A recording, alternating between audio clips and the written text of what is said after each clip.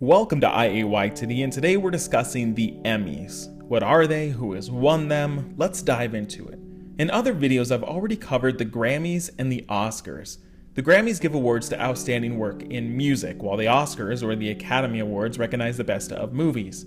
The Emmys, what we're talking about today, are the awards for outstanding work in television. Way back in 1949, the first Emmys were given out strictly to Los Angeles local broadcasts, while it went national in the mid-50s.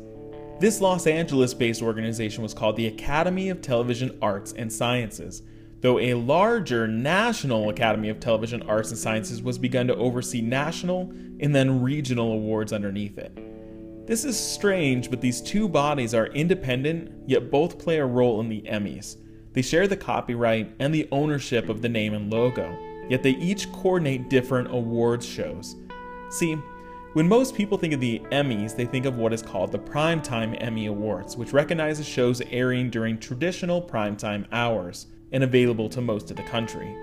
With the addition of online content like Netflix and Amazon Originals, they have allowed these shows to be included in the Primetime Awards show. The second most popular show is the Daytime Emmy Awards, which recognizes daytime soap operas and things like talk and variety shows. Beyond these two, there are even more awards given out, sometimes not even televised, including technical, engineering, sports, and news and documentary Emmys. There's also a third branch called the International Academy of Television Arts and Sciences that coordinates awards given out to television produced and transmitted outside the United States. Now, why is it called an Emmy? It's a bit convoluted, but here we go. The statue came first.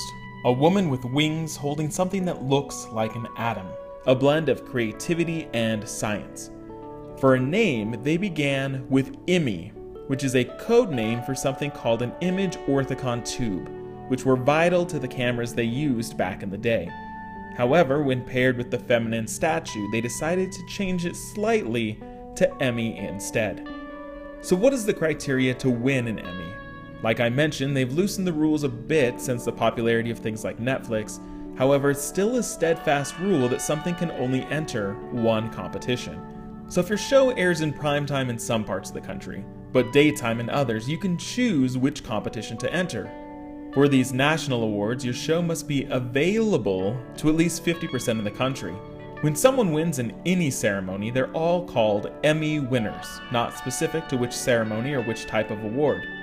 The logistics of how they win is different across every ceremony, so it's a little tricky to nail down and then describe. Since the 50s, these awards have been going out, so let's look at who has scored the most. In terms of shows, the clear winner is Saturday Night Live, probably due to the fact that it's been running since 1975. As of this writing, SNL has scored 45 wins and over 170 nominations. In second place, with 37 wins, is Game of Thrones, beating out Frasier, which had previously been the most awarded series. With 2 seasons left, Game of Thrones may just do in 8 years what Saturday Night Live did in 41. In terms of individual acting awards, the highest count right now is Cloris Leachman, with 8 awards just for herself, for a wide plethora of roles. So that's the bare basics of the Emmys. In the comments, I want you to share your favorite TV show and why you love it. Old show, new show, anything. Thanks for watching, and we'll see you next week for another What Is.